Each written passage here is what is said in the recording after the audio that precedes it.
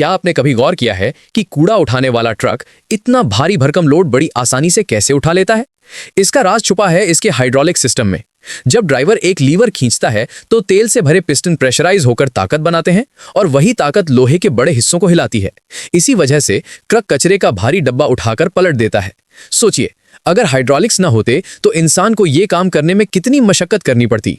अब बताइए, आपको लगता है कि फ्यूचर में यह सिस्टम और भी ऑटोमेटिक हो जाएगा?